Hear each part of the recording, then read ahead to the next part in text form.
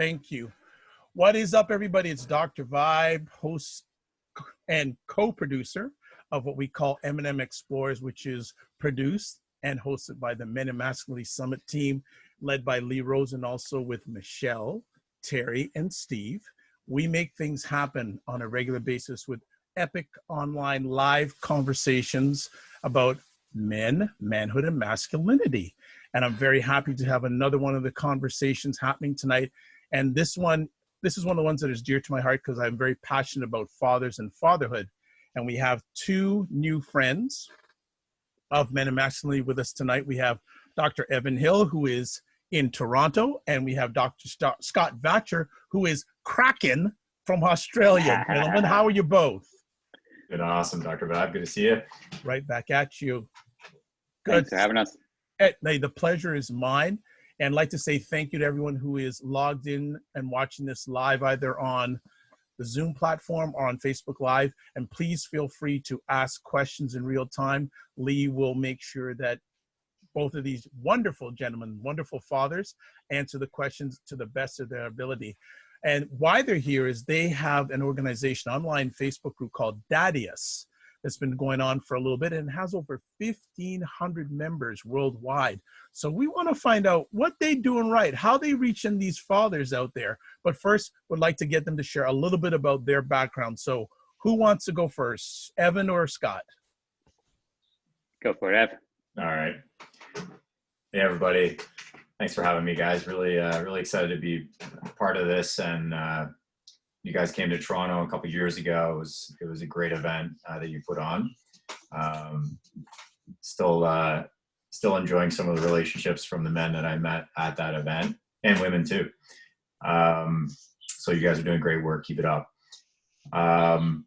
So my journey, I'll try to keep it brief, but essentially we had a goal to have 3 kids, and we had our first 2 about 18 months apart.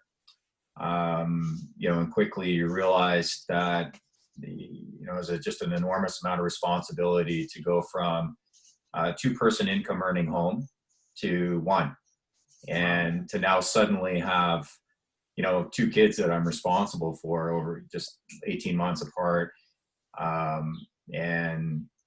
Got to the point where I was really initially very passionate and excited about my career as a chiropractor, but then that quickly switched over to having to do what I was doing just to really make ends meet, and created a lot of stress for me, and became that whole process of like making ends meet and being afraid really to fail as a husband and as a dad really started taking a toll on me, and so there was really a gradual decline in my mentally emotional health, physical health. And I ended up actually getting to a point where I really hit rock bottom. Like, got to the point where I got, so extremely sick that I was hospitalized. I had to literally go through life-saving medical treatment. And now we did persevere. We did have our 3rd kid, and got to the other side of it. And it was really, thankfully, through the support of my family.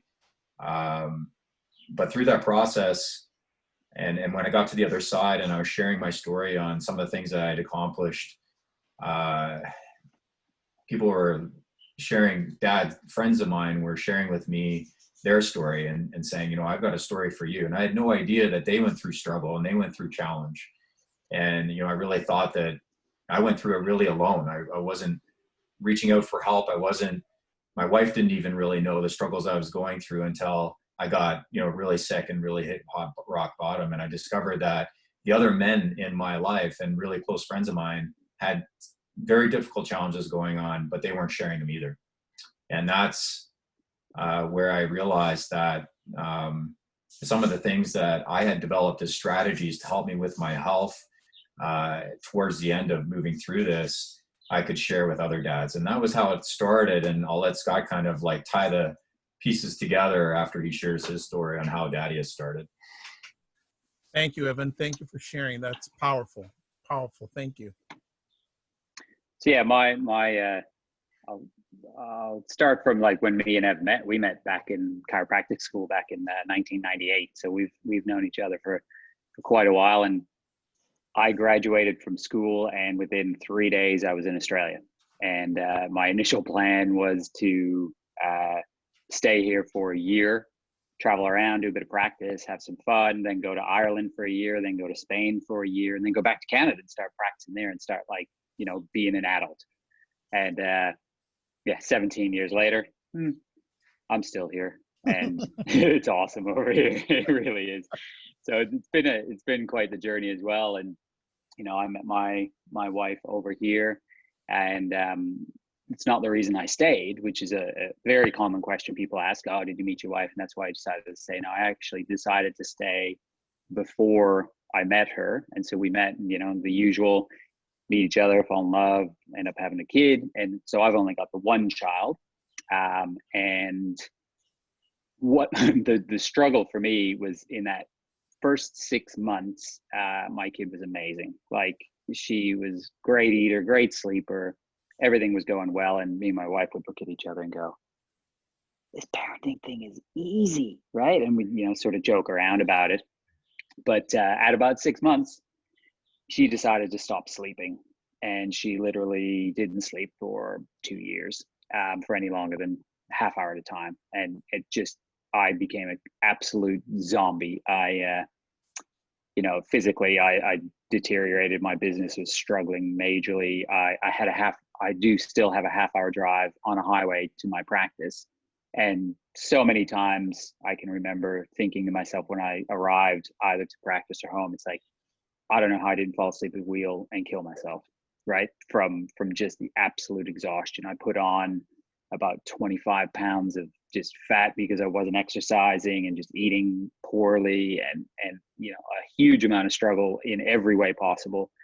And through all of that, decided to, as I started to come out the other end, as we figured out, and Bubby started to sleep, and I started to get myself back on track again. Because I think Evan didn't mention it too much, but the struggles that we came out of the other side of, we really did mostly on our own. And that's where Daddius has come from, is that idea of, although we did do it on our own, man, it would have been a lot more fun, a lot easier, and just plain old better if we didn't do it alone. So that's why we created the group, is to really try and help dads on their journey. And not only dads in the beginning at all, because we're sort of past that now. Our kids are a little bit older, but for all dads, and we're all at different levels of that sort of struggle. And we've all got different experiences. Myself and Ever, the first to say I will say for myself, I won't even put it in Ev's, I'm not going to win Dad of the Year anytime soon. I've got my issues around being the best dad. I'm trying, but I see things that I do all the time that I wish I didn't, or whatever the case might be. But I'm here to, try to be better. And that's where Daddies came from. That's where the mission came from. And even before that, though, I started a podcast for dads, and I ended up calling it the Wake Up Dad Show. And one of my first interviews on there was Ev. So we had lost touch. I'd been over here for probably 14 years at the time. Every now and again, we'd send a message back and forth to each other, but we really didn't keep that well in touch. But I thought Ev would be a great person to have on a podcast. So we started chatting about it. And then I realized he had started a dad group as well. And from there, we've been, I'll call it best buds ever since, even though we were best buds in school, but we really reconnected and have spent a lot of time on this program and process, and lots of ups and downs. It's been an amazing journey, super cool. But Ev's smiling there because I know he knows what I'm talking about. So I'll put it back to Ev if you want to, or a question or anything to sort of go into a little bit more about Daddius. Yeah, I'd like to know two things. First of all, do you remember the moment that you said, okay, let's do this thing? And also part two, why that name? Good one. Once in a while, I ask a good question. Love it. So after the podcast, it was a lot of fun. I remember having a lot of fun doing that with him. And so I remember calling him and saying, like, hey man, like, what do you think about doing that together? And he was kind of like, I never thought you'd ask. Like, he was like, well, maybe ask, but so we started doing the podcast, and I remember him sharing with me some of his ideas, and I was kind of like, yeah, that sounds okay. You know, I don't know if I fully get that. I'm not going to fully let go of that idea right now because we are going to launch it, but we'll keep that one a secret. But then later on, I thought of the idea in a different way, and I brought it to him, and he's like, that's what I've been talking about this whole time. And so it was kind of funny how it came around like that. But we started off actually working on that idea initially, and through some coaching and mentorship and so on, we pivoted, decided we were going to start with community and really build community. And we needed a name. So, I mean, there was a lot of different names going around, and Scott, do you remember how I came about it? I just honestly, you were probably Googling something to do with dads, and it just popped up. Yeah. And I do a lot of this brainstorming with my family, and they're, you know, popping out words and stuff. And I think like Daddios came out. Yeah. Like Daddios. And then I was just looking on like a name page or whatever, and then like Daddius came to me. And the interesting thing about that word, it is an incredible word for dads. It is like the epitome of like when I thought of Daddius, I thought of like gladiator, like man, right? Like strong, you know, powerful, intentional, all those things. And the word Daddius represents all those things, but also like love and connection, integrity, leadership. Like, it's just an incredible word, and it encompasses really everything that Daddius stands for. And that's what I love about Daddius is like way bigger than we are. Daddius is an entity. Daddius, like, I aspire to be a Daddius dad. You know, that's what's been created through this. And so when we do complete our book, you know, it's going to be about Daddius dad. It's like, these are the attributes of a Daddius dad. And yeah, so that's how it came about. Excellent. Anything you want to add, Scott, before we move forward? No, I don't think so. I the first thing when he came to me with it, it was like, oh, that sounds like a gladiator or some kind of medieval warrior. That sounds awesome. Straight away, I was like, boom, yeah, I love it. And we just went with it. Excellent. Well, just want to encourage, we have viewers on Zoom. We have viewers on Facebook. Please ask your questions, or if you're in Zoom, if you want to come on and ask a question or make comments live. Lee Rosen is behind the wheels of steel in the production house, making things happen. So gentlemen, what I want to do is, when I went to your site, you had the P6 of dadhood, and I thought it was really nice. You got everything starting with a P, and I'd just like to know if we could just spend some time going through each one. You can just share with our audience if that's good with you. Absolutely. All right. Well, the first P is power, and in brackets, purpose and vision. Can you share that a little bit on that one with us? Yeah, okay, I'll start with that one. We'll kind of flip back and forth. So with power is really our foundation, and everything is built on top of that. So we talk about power like you want your power to be like a concrete foundation that doesn't have cracks in it. And that's where we hold our purpose, our vision, we have our beliefs, all of that is in there. And so when we talk about this in our book, it's about being clear and understanding like where is it that we want to go? What do we want to accomplish? And what are our belief systems that we live by? So we really want guys to look around and like look into themselves and think about certain topics. We ask them questions so they can, because a lot of times like our beliefs can be blind spots, and we're living out on those beliefs, and they're sending us in a certain direction. And so we really take the time to help guys take a look at that and question some of their beliefs or look at them to see if they're going to help them move in the direction that they want to move into, or the opposite direction. Values are in there as well. Values are like the guardrails along the side of the road. Like we're traveling in direction of the vision, and the guardrails are our values, and we're not gonna steer the car off the road, because our values help us stay on course. So we want dads to know what their values as well. So yeah, power is really the foundation. It helps us with that fuel, that inner burning. It's very different than being motivated. We talk about motivations like a jacuzzi experience. Feels really amazing when you're in it, but nothing's really changed 5 minutes after you get out.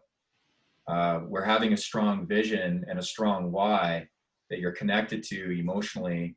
That's what fuels us every single day, and moves us in the direction that we aspire to move into. And that's what we want. We want people to have that fuel and that fire burning from inside, and helping them create what they essentially want to create. And all the other P's are really built on top of that foundation of power. So thanks for the excellent explanation. I want to ask a further conversation point. Can you give our audience an example of Father using power in a good way and Father using it in a not good way? Want to do that one, Scott? Sure. He throws it off to Scott. I love that. I can take it. So it could come back to something like, one of the aspects of power is your belief systems. And as Evan said, sometimes they can be blind spots. So beliefs are things that are created over time. A lot of times when we're kids and when we're smaller, our beliefs aren't necessarily created, but they're passed down. They could be passed down from our parents, or they could be passed down from our teachers. And we don't really have a conscious awareness of that, but they just get ingrained within us. So your beliefs will run your actions, and then your actions get your result in life, right? So if you have a belief that money is the root of all evil, right? That old, I think is that biblical? I can't remember where it comes from, but there's an old saying that's, money is the root of all evil, and people who are rich are not nice people, or they must have cheated people out of other things to become rich, and there's not enough to go around. And so that's a belief system that can then run your actions in life, which get you results of probably somebody who has that belief system is not rich, is not abundant in their capacity to live properly. And so that could be a way where it is a negative thing, right? So that belief of money being evil or not good. But then the opposite could be, you could think money is a multiplier. And if I'm a great person and I'm a great dad and I love life, if I can then multiply that by having more money so that I can do everything better, then there's a belief that can drive an action that gets a result in life that's a positive thing. Not sure if that answers the question or not, but that's good. And I see Evan is a very smart man, because you have to talk about performance. So not only did he answer passive power on to you, he now has to relax while you talk about performance. Very wise. That's pretty good there. I saw that. So you're on deck, Scott. Talk about performance. Yes, it's P2's performance. And essentially think about it like a race car, right? You could have a jalopy of a car, or you could have like a Ferrari or something. Both cars will get you there, but the Ferrari is a lot more fun to drive, and you're probably going to get there a lot faster, right? So performance is really around your physical, it's around your health. I'll say physical as a main one, but physical, mental, social, even emotional, spiritual health. And so part of what we talk about with performance is being able to do what you want to do, right? It's not about being the guy on the cover of the men's magazine with 3% body fat, although Ev probably has 3% body fat. Yeah, I remember meeting him. It looked like he was really in shape. It intimidated me a bit. And then the long flowing hair, which again I see is a potential issue. Can't relate. Three of the four of us on the call right now. But yeah, it's about being able to do what you want to do, because in dadhood, there's lots of different aspects, or what's the word I'm looking for? Where you go from being a new dad, where we talk about dad bod, right? And you just don't have time for anything else. Your exercise goes out the window, your sleep's out the window, everything else. There's that part, but then there's the next part where you get your time back a little bit more to be able to exercise better and get your body back and stuff like that. But really what performance is about is going deeper down into being able to do the things you want to do in life for a long period of time. I want both of you, I'm going to delve deeper on this area, because in the current time that we're in, are you hearing from any fathers about how it's affecting them to perform, whether it's in the workplace, in everyday life? Because we're in a very unique time right now, and a lot of fathers can't do what they usually do in measuring their performance. Have you heard any fathers talk to you about that subject from your Daddius group? Yeah, I'd say the part that I'm finding dads are having the most challenge with is that they're having to shift out of their typical daily habits, and they're spending their time, a lot of them homeschooling.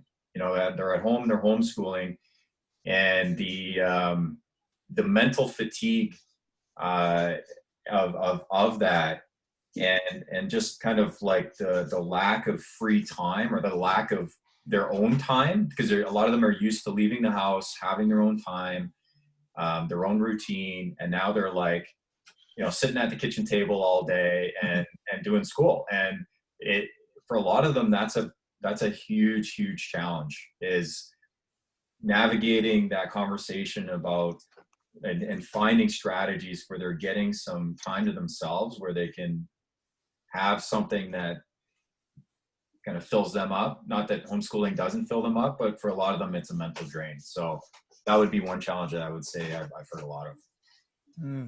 Okay. Yeah. And the fact gyms aren't open. And the gym. Yeah. Right. So like, as far as routine, without a doubt, I mean, we can use it as a reason to change and adapt and grow, or we can use it as a reason to not train anymore and get our, instead of dad bod, our COVID bod, or whatever whatever you want to call it. So I'm sure some meme will come out, or something with showing what the average weight gain has been during this time of isolation, or whatever the case might be. So it's definitely it's a real thing out there. But yeah, I think I can't remember about routines within the group at the moment. We've done a few in the past, some posts, and tried to get some people involved with doing some stuff at home. It's super simple, right? Ev's done training for years now, 20-minute workouts. And, I even got into a fitness competition, and I think, did you come second place? Third place on my first. Yeah. Third place, Not that I was doing 20 minutes a day, right? So doesn't, little, what's that? Give Ev a little elbow to go, yeah, fitness comp, good guy, awesome stuff. But yeah, he's done extremely well with it, with 20 minutes a day. Yeah. Doing workouts. So you can get around it, and you can do it at home if you need to. Also, another conversation piece for me: how important today is performance for fathers compared to maybe 10, 15 years ago, in both your opinions? I think what a lot of dads are actually aspiring to be great dads, in the sense that they are engaged with their kids. Statistically, that's what we're seeing in the studies that are out there. And so I think that the performance focus is shifting more from the career performance into what's their performance as a dad. And that's great, and I think that's what we want to see more of, and that is what we are encouraging in Daddius, is that type of performance. The other performance that we're really encouraging is that mental and emotional performance, being a dad that is vulnerable, in the sense that he's he's letting his kids in and having conversations with them and expressing emotions. And a lot of that starts, you know, we talk about this in the book, about loving ourselves first. You know, we really have to love ourselves and accept ourselves, and then it's easier for us, we're more able to love others and love our family when we can love ourselves. And a lot of destructive patterns can occur when we don't. And so it just really, we do take time to, because, you know, people that aren't taking care of themselves, aren't exercising, you know, a lot of times there's like an underlying reason for that. And so we do go there as far as we've got some really powerful exercises that dads can do to help them really connect with themselves and fall in love with themselves. And that's part of the process. Yeah. Okay. Want to add anything to that, Scott, at all? Sorry, you might have heard the dog bark. I was like, whoa, shush, dog. So I actually forget what you were saying. I got distracted by the dog. No, it's okay. We can move on. Well, Ev, it's back to you talking about passion. And I think it's a little bit also a good coming next that after what you were talking about, loving themselves, etc. So talk about the third P, passion. Yeah, so third P, passion, that's really our intimate relationship. So, you know, our wife, our partner, whatever you want to call it. And really, I mean, there's a lot to learn in relationships. I see Steve here. Steve's you know, he's really dove into this subject and understanding dynamics, and how feminine energy and masculine energy and how they interact in a relationship and the characteristics of them. And there's really a lot to learn. You know, there's really a lot to learn, and certainly not something I knew going in. You know, and I think that these are things that, you know, it's crazy how, you know, some men have cracked the code and it's just never really got passed down. And so, you know, the next generation of men are making the same mistakes, you know, in their relationships. So let me just interrupt you here. Why do you think that's happening? Why do you think that generational domino keeps on happening? Yeah, that's great. And it's a big reason why we created Daddius, and being a space of collaboration. You know, the community is about collaboration and connection for that reason, to move the information through dads. And I think the biggest thing really is men typically do not want to show their cards, you know, and so that's part of it. I think that, you know, they don't want to show their cards, and part of that is not being vulnerable. And so or looking bad. And so it's going into those deeper conversations when typically men have been you know, not going there, not emotional, and crying is for the weak. And you know, and talking about relationships is, you know, it's not something that men do. They talk about sports, you know, that kind of thing. Well, that's not working. And so it's shown in so many different levels of mental health among men. It just doesn't work. Like, men need to talk. They have feelings. Like, they need friendship. They need a tribe. They need to talk things through. Like, the more that I've admitted myself to that fact, the healthier and more enjoyment I've had in my life.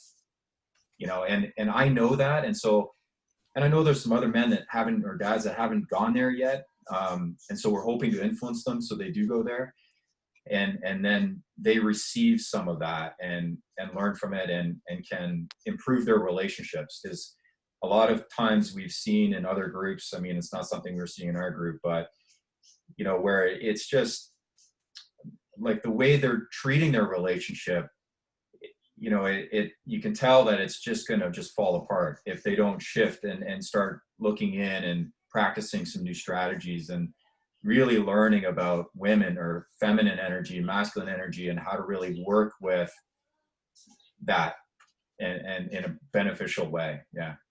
Okay. Scott, you want to add to that at all? Yeah.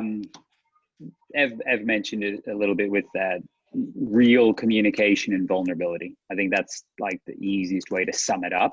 Mm-hmm. And I think having that with other men is super important, but having that with your partner as well, right? But having both, and being open and being vulnerable, and not having to be, you know, the man in the relationship that you have with your wife or whatever you want to call it. Like, you know, we've got lots of dads in the group who come from all different kinds of backgrounds, right? Like dads who, single dads, dads with the mums of their kids, dads, gay dads, like, you know, all kinds of different groups in there. And so far it's been going super well, not, you know, very, very minimal, if any, sort of problems, you know, with all of that. So it's super cool in there, but having that communication between your partner and with other men who are going through the same things. Okay. Yeah. I wanted to see, I'm delving down and listen to what you're saying, delving down deeper on each point here. What about, let me ask, do you feel a number of fathers don't love themselves for who they are? Because I firmly believe if you can't love yourself, it's difficult to love others. And I've been blessed to mentor a lot of fathers, and a lot of fathers don't love themselves. Without a doubt. I think Oh. father or not, you know, just being a man. And I'm sure it's very, very similar for women, but men take things to the extreme. And you can just see it with the suicide rates as an example. Yep. Right? Men doing a very good job when it comes to suicide. We do a pretty amazing job at offing ourselves, and it's pretty sad, right? And that's, again, part of where this group comes from, is that if we had some vulnerability and real communication, there would be a lot less of that. Yeah. Yeah. Evan, you want to add it, all? Yeah, I mean, I think just to add on to that little bit about, you know, dads getting to that point where they're taking their lives. I mean, the concept of vulnerability is so important in dadhood. And like, your question was really like, dads not loving themselves, right? And like, a lot of them would rather, it's almost like some would rather die than be vulnerable. Mm-hmm. You know, like, or they get to the point where their relationship is basically falling apart, and that's when they go to to get help, or their health is like, they're on the operation table, and then they're like, okay, I'm going to change, right? And you know, it's really about, you know, and a lot of dads are afraid of actually not being a good father. That's one of their biggest fears. But will they actually talk to their kids about that and tell their kids that they're afraid of that, or tell their wife, you know, that there's a fear around this or that? And again, it comes down to putting out your cards and being afraid of doing that. But it's so freeing when we do. When I've had conversations with my kids where, like, I've told them what I'm insecure about, or what I'm worried about, or whatever, and it's amazing. They're like, "Dad, you're amazing, Dad," and like, they're encouraging me and telling me, and I'm just like, it's just a massive amount of relief. And so we have dads. Somebody asked a question there, Max. What did dads talk about on the Daddius group? That's difficult talk outside of the collective. You know, one thing that I've noticed as a theme is that dad's level of concern about how they're doing as a dad is something that they will talk about in the group. I'm not sure if I'm being a good dad. Like, I'm away all the time working, and, you know, I'm doing it for these reasons, and, you know, and they're like trying to qualify that. And I can tell that they're like hurting inside, and that they, you know, maybe that's not the path they would have ideally chosen. But there's some resentment there, you know, and they're starting to open up about it and talk about it. And it's that stuff that's so huge. It's so huge, because then the emotion starts to move, and like, you can even feel the emotion in what they're writing, and that they're dealing with that. Yeah. Anything you want to add? No. Okay. No problem. Well, that means you're up. Parenting. Next P. It was funny because I was actually going to say, well, we sort of just talked about parenting, but trying to get out of it. No worries. yeah, no, not at all. But I thought I might say it, but I thought I'd let you say it to move to the next one, parenting. Good segue, right? Because what Ev just said, really, he's answered that. Really, that's all about the relationship with the kids, right? The passion side is the relationship with your partner. If everything works together, right? And that's why with this P6, we talk about the idea of having it all.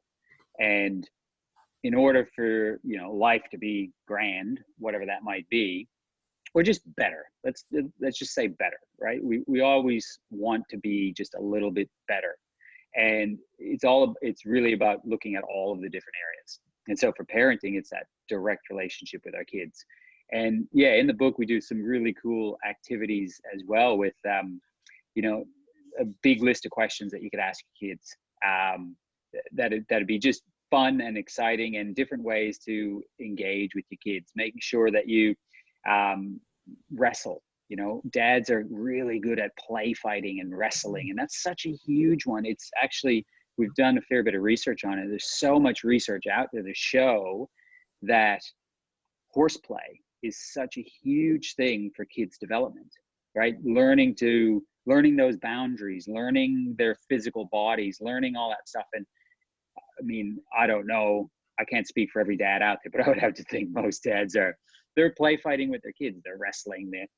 My daughter loves jujitsu, and, you know, she'll get me in a chokehold, and she's really good at it. Like, she's 9 and she can choke me out in a second. It's pretty amazing what she could do. And it's just with that physicality and that learning boundaries and all of that really, really cool stuff that you just to be around with the kids. And time is their currency. You know, that's what they see. They don't understand money so much, but they do understand your time and your focus time, right? That time that you can't be on the phone and sort of, yeah. And sitting at the park, and like, I'm here sitting on the bench on my phone, and the kids are off playing in the park, right? It's like, no, put your phone away, get out there and run around with them, play tag, fall down, have fun, all that, like, really, really simple stuff that we all take for granted. You know, I'm not saying I'm like I said earlier, I'm not the perfect dad. Sometimes I'm on my phone too much, all of that stuff, but just being aware of it is such a huge component when it comes to giving your kids quality time rather than just time.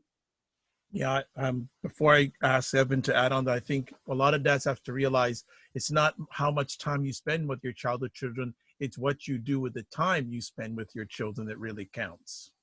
Absolutely. Evan, anything you want to add to your comrade has just shared with us? Well, I see Max is trying to ask a question here. Yeah, I'm wanting him to elaborate on it. So Max, if you can elaborate a little bit more, it's not fully complete, but anything you want to add to what was just said? Yeah, I know Evan and Scott, so I connect with them, and I'm part of the group. And Okay. First of all, I appreciate what's going on here, guys. Thank you so much for being part of this. Instead of being a bystander here, let me participate. Yeah, step up, man. I know, man up, not up, man up. No, so here's a question up. actually came. Don't use man up, step up, man. Right. So, Evan, you mentioned about dads on the group are asking the question, you know, am I being a good father? And it seems as though that it's like this quest for validation. Okay. And would you agree, and anybody can answer this in this group at all, but would you agree that there's a sense of not getting that validation ourselves at a younger age? What prompts that question now as a dad? Like, I mean, and that's the thing is that if we've had mentions in our lives, right, either fathers or father figures, then we almost have like a kind of like a North Star to guide us, to help us gauge whether we're being a good dad or not.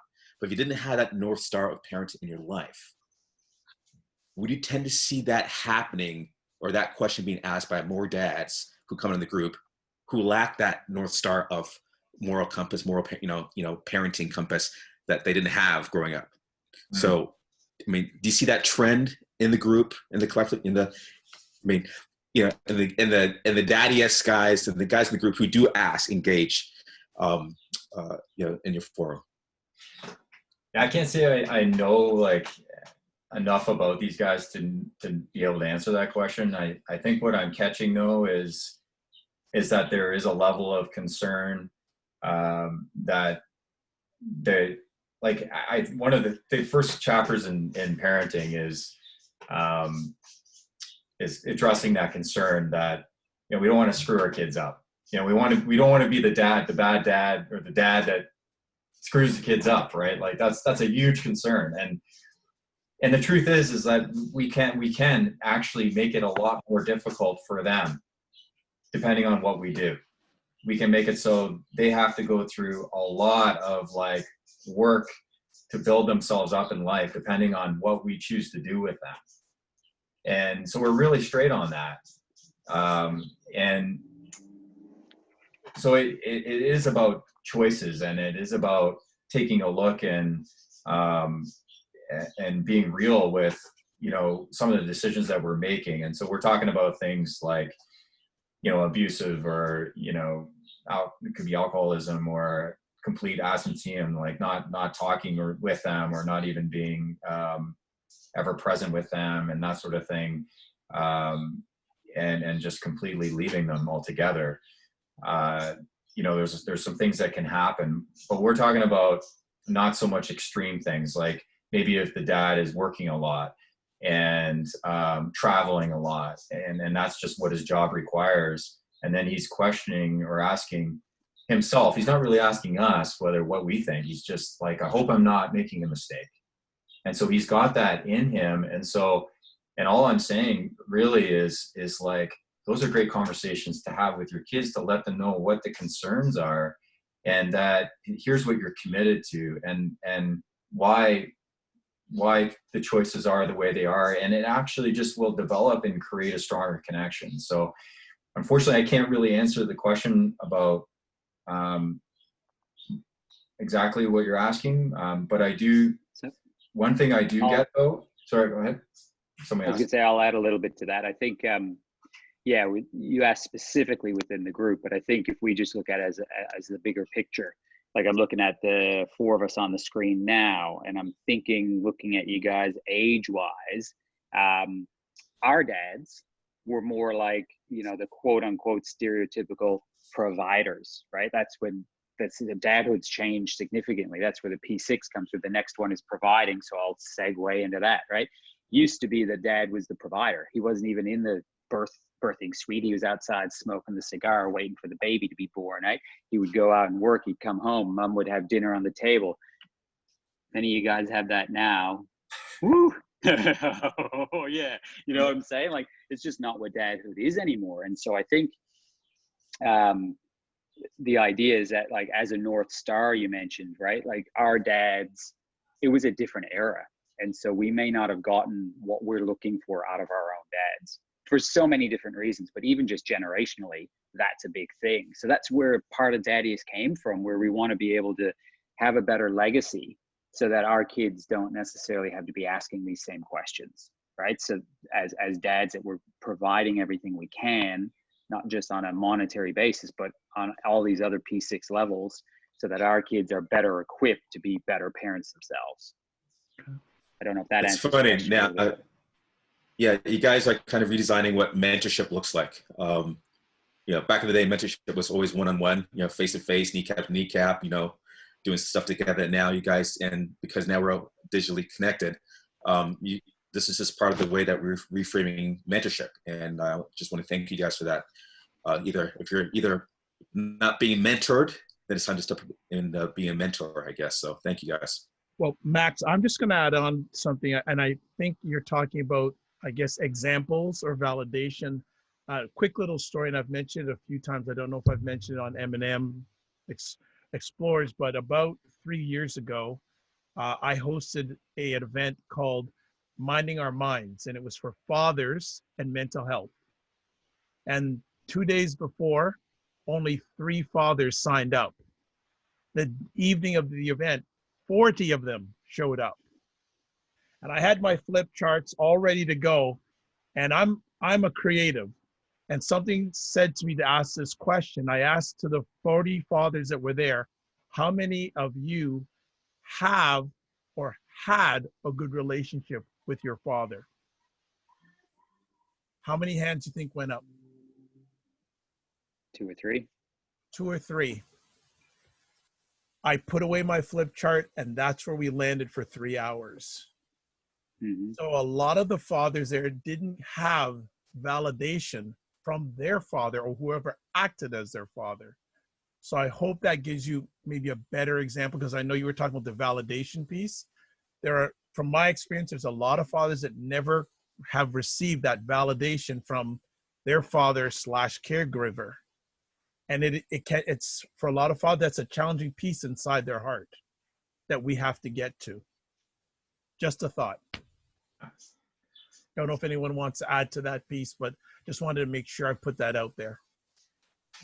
Well, yeah, and Daddius, like the whole concept of Daddius dad is really that, like, something to work towards, like to have a role model per se that encompasses those elements that a lot of us lacked as, you know, as growing up ourselves, or things that, you know, we know could benefit. We may be working on it ourselves and may not have mastered it. But, you know, those are definitely concepts to move towards to help improve relationship, parenting, passion. You know, it's a never ending journey, but we're trying to package it so there really is something that dads can work with and have a community with of support to help them on that journey. So combining those two together, I think is really, really key. Okay, so Evan, you have the last P, which is play. I know it's been mentioned during our conversation, but give us the download on the play. Yeah, so play is really, you know, it's about us being, you know, goofballs and getting time to, you know, play, have fun, you know, do the stuff we enjoy doing. And that could be, you know, I love shooting hoops. Basketball is my thing. I could shoot hoops 3 times a day, half an hour each, easy. I just get lost in it. It's so much fun, you know, and I like challenging my body in different ways. CrossFit, for example. You know, we gotta find. We have to know what we enjoy and prioritize it. And like all of these things, all the P6 of Daddius, there's not one that you can leave out and really thrive. Like, some dads will drop play, you know, when they're busy or whatever. And it's like, there's really none of them that we can drop. Like, there is, this is not, like, a lot of people talk about balance. Balance to me is very like a quantitative type sense. When people say balance, it's like, they might think, well, I put this much time into this and this much time into this. To me, it's like having all 6 of them in your life in harmony. So you're looking for that sense of where you feel like you've got your cup full in all 6 areas. So if you feel like you're having some fun and some enjoyment and that cup's full, awesome. You may not need to do that for 2 days. So it's really about being aware. You know, if you feel like you got great connection with your kids, and, you know, but if you check in and you don't feel like you have great connection with your kids, it'd be good to, like, take some time, you know, make sure you're present with them at the moments that you're with them, you know, talk to them at bedtime, whatever it may be, to help regain that connection. So yeah, play is really about fun, doing the stuff that you enjoy, doing stuff with your buddies, whatever it may be, whatever you choose it to be, and making sure you do that. Wonderful. Anything you want to add, Steve? It's really, yeah, what Ev said about sort of this idea of harmony or balance.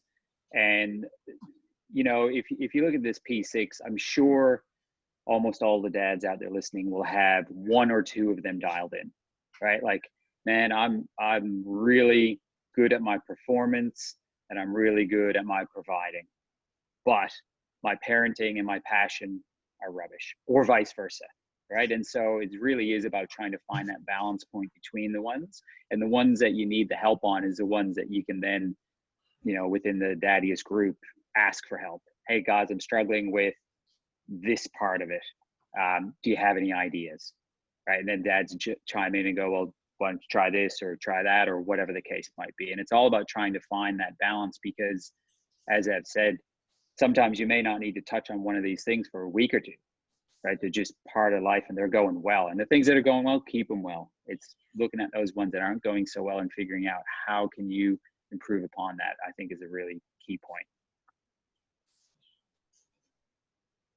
Oh, you've got yourself muted, Dr. Vibe. There we go. Okay. Just got it. Folks, we have a few minutes left, so if you have any questions, get them in quick. I have a few more to ask these wonderful gentlemen, but I'd rather have you out there ask them instead of me. But first question I have for both of you is, has your idea of being a father changed over the years, and how?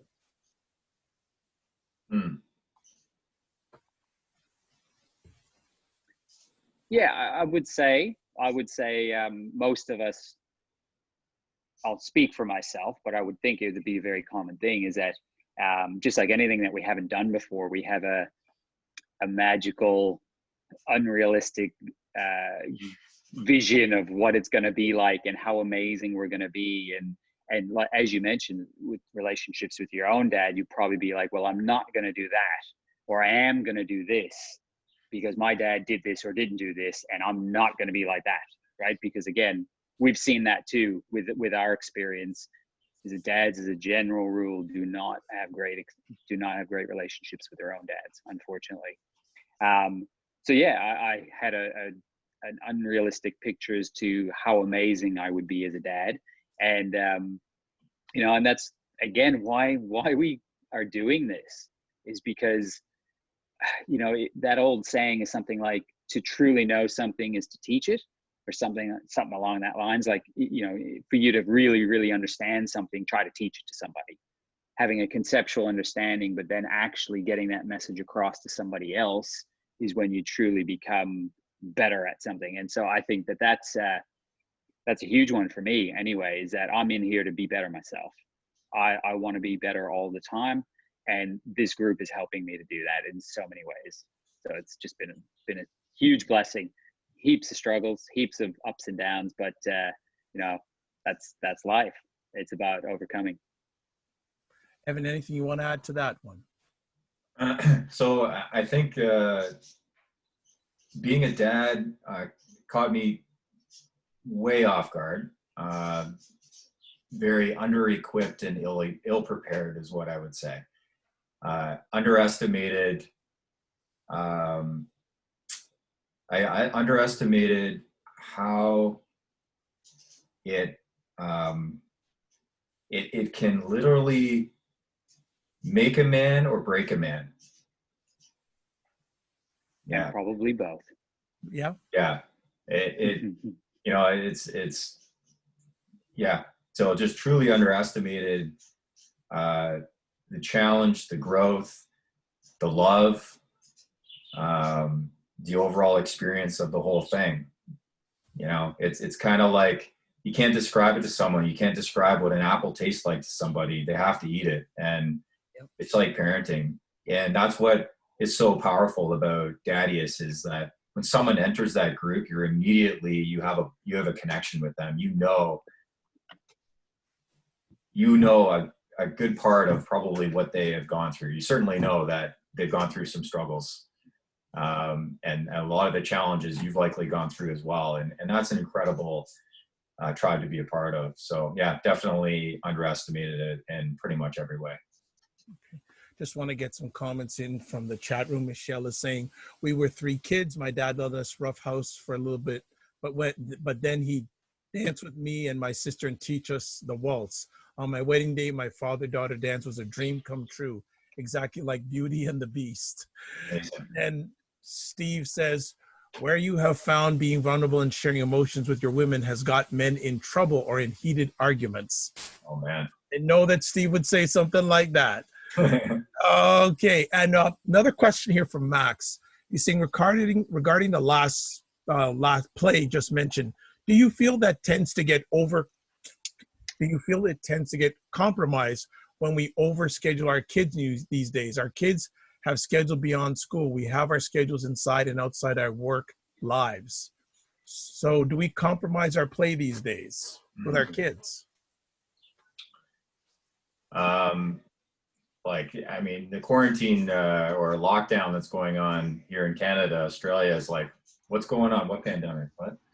But anyway, we're over here where we don't get the weather like they have over there, and we don't have the pandemic like like they do. Anyway, yeah, like I'm noticing a lot more play as family, and for sure, like there's less driving around, there's less going to buy stuff and to go places for entertainment, and it just creates a lot more time to be together as a family and play together. And I'm doing more things that I enjoy as well, like with or without the family. I mean, my wife and I, we were talking the other night, and we're like, you know, I think we like this better. You know, there's a few things that we miss, but a lot of it we could do without, you know, even when things go back to normal. So I'd say yes, Max, Brent, that, yeah, I think that the busyness of life takes away from play for sure. Even though, funny enough, it's sometimes scheduled in play, right? Like it's like, oh, bring the kids to play sport, and then bring the kids to this and that. And absolutely, you know, we talk about it as well. I think we did a chapter in the book. Anyways, maybe we did a podcast on it, about boredom and how important it is for kids to be bored, because that's where imagination comes from. That's where real true play can come from. If you scheduled in too much, and definitely as parents as well, when you don't have that downtime, it can steal and rob that imagination and play time. So fully agree with that. And this lockdown, or whatever you call it, of varying degrees around the world, I think has brought a lot of that to light for a lot of people to realize that life doesn't have to be so busy. Okay. Well, one more conversation piece before we let you gentlemen go. How would both of you like to be remembered as a dad? Ed? I'd like to be remembered as a Daddius dad. You know, when they study that book, I want them to be like, yeah, that dad, he was living that, you know, and he was striving that to be that man with the integrity and the you know, and the strength and the vulnerability and the caring and leadership and all those elements. And yeah, like I really want them to remember me for my laugh and for creativity and going for it in life and playing full out, and having my family and my health as my number one values. So yeah, I think that would be it. Yeah, I think for me, I'll just keep it simple as that. I just want to make sure that she knows I love her, and that I've got her back. Simple as that. Wonderful. Now, Steve, what I shared on the conversation here, you said it was a question. I'm reading it and I don't get the question. So if you want to either come on or type it, I'd love you to give your question. Yeah, my question was, you know, in a lot of the work I've done over the last 25 years, sharing your vulnerability and your emotions with women is a very dangerous place to go, because it undermines who you are as a man. So I'm just wondering, where do you draw the line on what you share with your women? Because you were talking about sharing emotions and being vulnerable. Well, in the topic of passion in relationships, it's very different than the communication that's happening in a group like Daddius. So when we're talking about being vulnerable among other men, and talking about what's going on, that sort of thing, there's going to be different, we're just going to say, rules that apply when it comes to how we're communicating, what we're communicating about in our relationships. I mean, this is a pretty loaded question, actually, Steve. Well, as a member of Daddius and doing men's work in other organizations like M&M, yeah, one of the reasons I joined is I thought it was a great place for men that don't have men in their lives to open up and get vulnerable and tell the world what's going on. But on your 6 Ps, that's where I was getting a little confused on being vulnerable and sharing emotions with. Okay. So I think just to kind of dive in just a bit, like there's one of the things that, like when it comes to what masculine energy, and the majority of men have higher amounts of the masculine energy. Sometimes it's even, and sometimes they have greater amounts of feminine energy. But when it comes to some of the things that men are looked for in a relationship, security would be one of those elements. And so if the vulnerability that the man is expressing is that, is actually raising the level of feeling insecure in the relationship financially or whatever, that can certainly cause some trouble. It can create some arguments and some difficulty. And so those are definitely things, like when we talk about being vulnerable, I think we really have to create context about like what's being said and who it's being said with. When I'm talking about being vulnerable, I'm not talking like there is some, what's the word I'm looking for? There's some ways about going about it that is going to help you move forward. And I think there's ways about it to create a lot of turbulence. You might still get there, but it would be a lot more turbulent doing it that way. So Right. definitely anything that's creating that feeling of insecurity for the feminine energy. But then there's also a way to then deal with that insecurity, which would be another conversation that men would have to learn to have, to tie the knot on that and move forward. So it's letting out what's going on, but then committing, and this is where we're going, and this is the plan, type thing. So, I mean, that would be one of the things that I would say could cause some troubles. Yeah, no, perfect. That was my concern, is that men would take from the earlier conversation that they could just share all their feelings with their women, which is never really a good idea, as I learned in my 20-year marriage. The hard way. I think like this could be a whole hour show on just that question. So it's very difficult to sort of sum it down at the end of the show here to do it. But exactly. You got to remember. That's why I want to have you back. I think the big picture is it's a process too, right? You can't like it could be like jumping off a 100-foot cliff, right? If you have expressed no real vulnerability with your woman, and then all of a sudden you want to go from like nothing to tell them every single thing that you're feeling, massive explosions and problems and fireworks.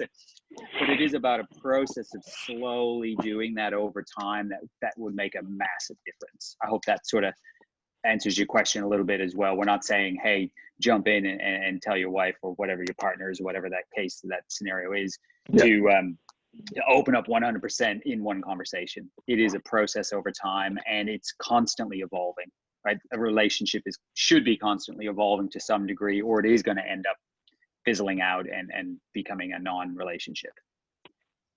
Oh, big time. Yeah. Big time. All right, then. Thank you so much, Steve, for the clarity of the question and always bringing your valued perspective. Thank you so much. Evan, how are we going to wrap up? I'd like to say it's been a really good time having both of you on tonight. Any final words from both of you? Actually, there's also a question, how often does the group meet? How can fathers become a part of it? So wrap it up for us, both of you. Okay, so Daddius is a Facebook group. You can find us just searching Daddius. There's a Facebook page that you can like, but that's not really the group. The group you have to join. So you click join group. So it's where conscious dads connect and collaborate. And then we have a website, daddius.com, which is, we're building out our entire platform there. So Daddius Facebook group is the dad social side of it, but we also have Dad Care, which is vetted professionals that are really there to help dads on all kinds of things. We've got Dad Podcast. We've got Dadapedia, which is information for dads written by dads, or information for dads by dads. And then Dad Shop, which is really a boutique style shop that just it's for dads. It just makes it simple. Like, I hate menus that have 10 pages. So I don't really like Amazon because there's just a million products. So it's just really going to give them like the best, the unique, that kind of thing, to make it really simple for them and easy and quick, and just take out all the nonsense. So that's daddius.com. So we don't really meet right now. We do have a retreat that we've had. Looks like we're going to have to reschedule. That one was going to be in Nosara, Costa Rica in November. It looks like we're going to be doing it in April of next year instead.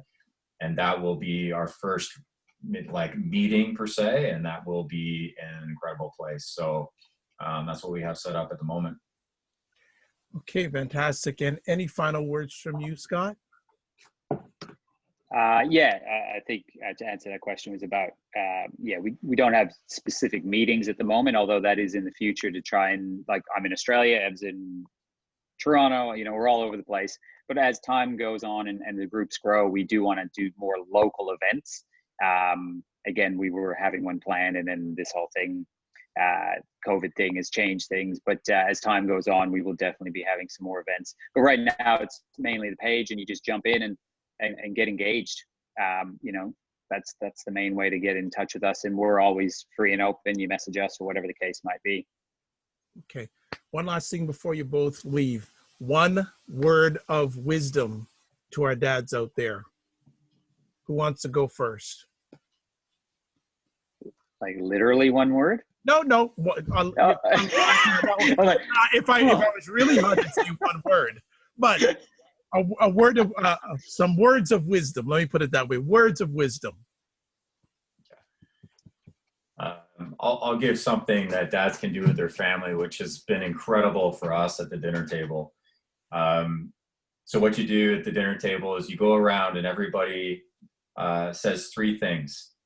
One is one thing they're grateful for, one thing that they're looking forward to, and one thing they did well that day. So everybody does it, and it's unbelievable. The conversations you'll have, the laughs you'll have, it's a game changer. So take the leadership role on that and just roll it out, give it a try, and you'll notice your meals together. Do it at dinner time. Just go to a whole nother level. It's amazing. So Stuff. Awesome. And I'll just reiterate the idea of communication and vulnerability. Like, those are such big keys in all aspects of being a dad, whether it's with your kids, with your partner, whatever the case might be. Just get out there. Don't be that man who just clams up and becomes a statistic. Open up. It's amazing what's out there when you do it. Fantastic. That's Evan and Scott from Daddius. Check them out on Facebook. One thing I will add to what Evan does, one of the practices we do every week, every Sunday, we celebrate 3 wins every week. So we want to make sure we start the week off on a high because we had some wins. And you do it daily. That's fantastic. Well, I'd like to thank the Meta Masculinity team, Lee Rosen, Terry, Michelle, and Steve, especially Michelle and Steve, to bring these 2 wonderful gentlemen to the Meta Masculinity platform. If you want to find out more about Meta Masculinity, the best place to go to is their website, metamasculinity.com. We have at least two more conversations coming up this month about fathers, and we have separate conversations with MJ Durkin and also Robert Leung. So I'd like to say thanks everyone for watching. Make sure you stay safe and reach out to another father. Be well and keep the faith. Good night, everybody. Thanks so much, guys. Thank Dr. Vibe.